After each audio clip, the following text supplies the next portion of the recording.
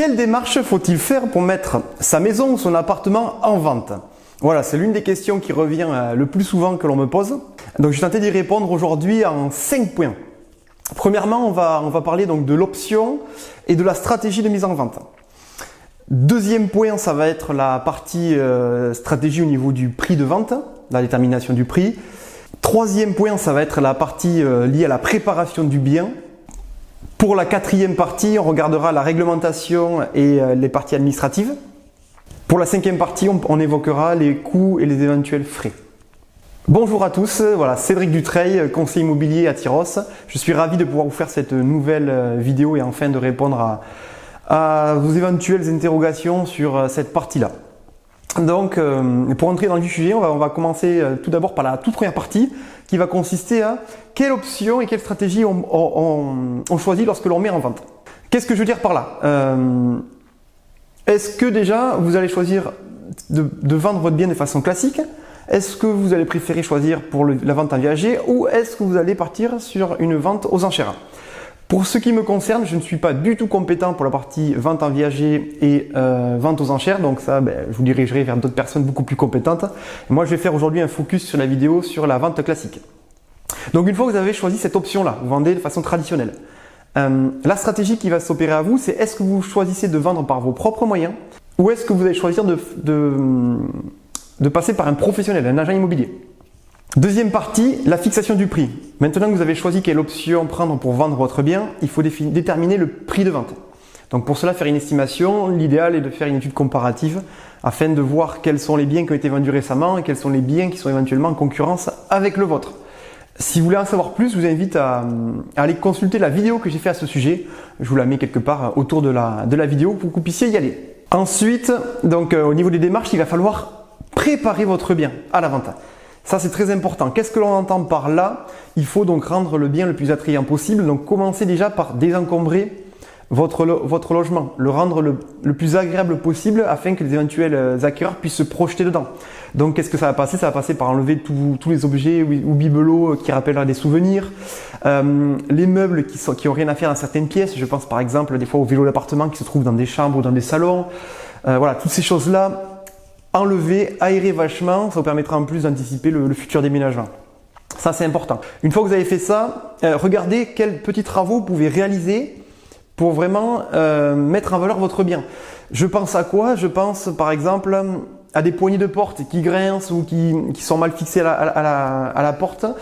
Je pense à des ampoules qui ont grillé, qu'on n'a jamais pris la peine de changer, une sonnette qui ne fonctionne pas. Pareil, première des choses que va faire le client, il va arriver chez vous, il va sonner, ça marche pas. Enfin, déjà voilà, ça le met dans l'ambiance. Votre bien, il n'est pas forcément opérationnel. Donc voilà, toutes ces petites choses-là, faites-les. S'il y a des travaux plus importants, là pour le coup, je vous invite au préalable faire des devis pour pouvoir indiquer à votre futur acquéreur le montant des futurs travaux et enfin comme ça, il sera plus rassuré, il pourra plus facilement se décider. Une fois que ça c'est fait, nettoyez votre bien. Voilà. Il faut toujours que l'appartement soit impeccable. L'appartement où vous décidez de mettre en vente, il faut que vous dites que du jour au lendemain, il peut toujours y avoir quelqu'un qui vient visiter votre appartement. Donc au quotidien, faites en sorte qu'il soit toujours propre. Enlevez la vaisselle de l'évier si c'est le cas. Ne laissez pas votre linge sécher dans la maison, etc. Voilà, rendez-le le plus propre possible de façon à ce que quand vous avez une visite, vous avez juste à passer un coup de balai, un coup de serpillière et le tour est joué. Donc voilà, donc là on vient de voir la partie qui est liée aux travaux, au nettoyage. Maintenant, il va falloir annoncer votre bien. Donc pour cela, il y a deux facteurs. Il va y avoir la rédaction de l'annonce et les prises de vue pour mettre des photos. Aujourd'hui, c'est devenu indispensable de mettre des photos de qualité professionnelle. Pareil, j'ai fait une vidéo également sur le sujet, je peux vous en parler vite fait. Ce qui est important de faire, donc voilà, c'est d'avoir recours à quelqu'un qui a des compétences professionnelles. Donc ça peut être soit un photographe professionnel en immobilier, alors là c'est le top du top, soit si c'est pas le cas, un agent immobilier qui a été formé à ça et qui dispose du matériel. Aujourd'hui, c'est nécessaire d'avoir au moins un trépied, un appareil photo grand angle et le mieux c'est aussi d'avoir un traitement HDR. Une fois que vous avez tout ça déjà, c'est plutôt pas mal. Par rapport à la rédaction de l'annonce.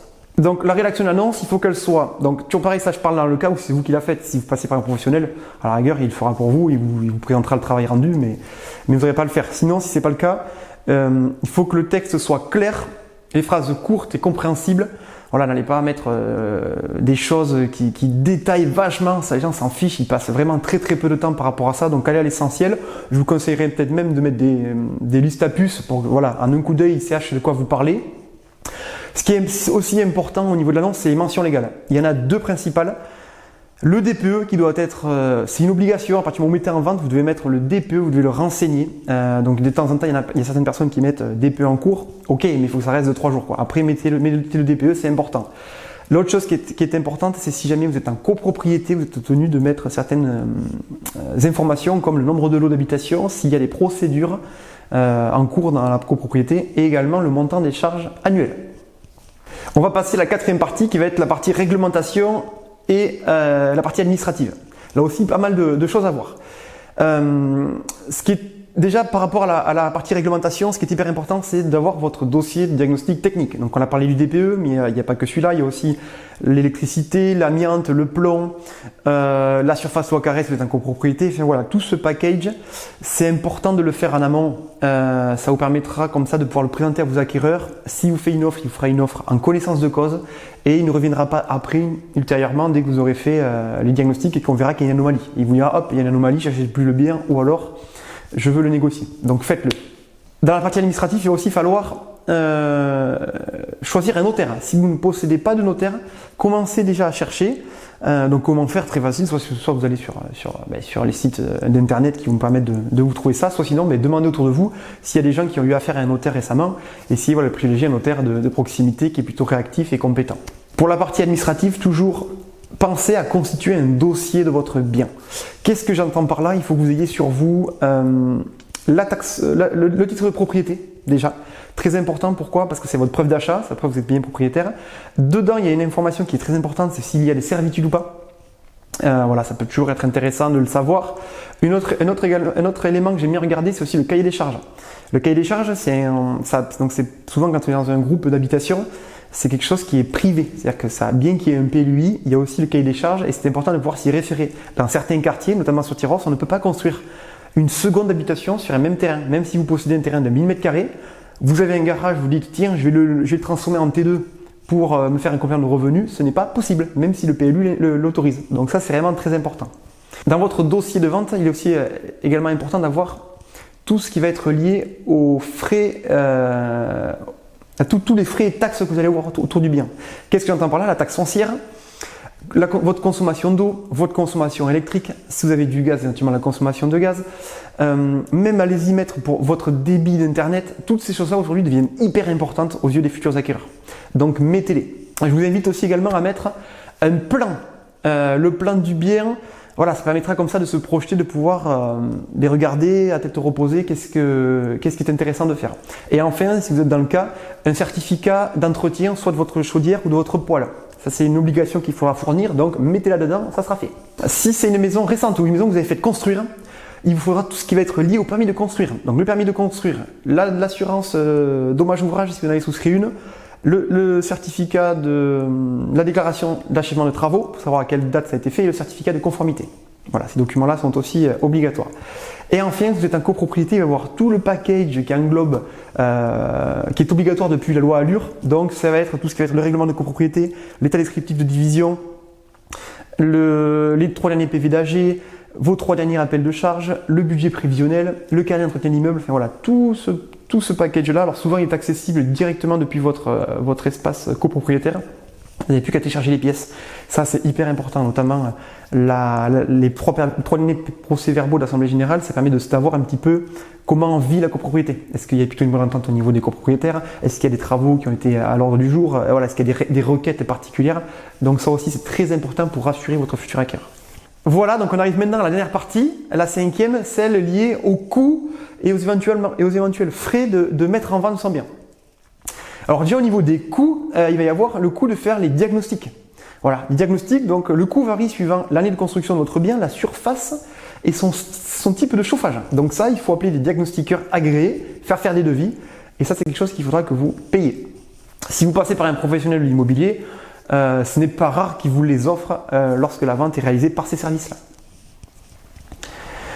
Si vous vendez par vous-même, vous allez sûrement devoir aussi payer des options sur les sites publicitaires, comme par exemple le Bon Coin, il faut payer un pack pour avoir des photos supplémentaires, pour remonter, etc. Donc ça peut être des frais aussi que vous allez avoir.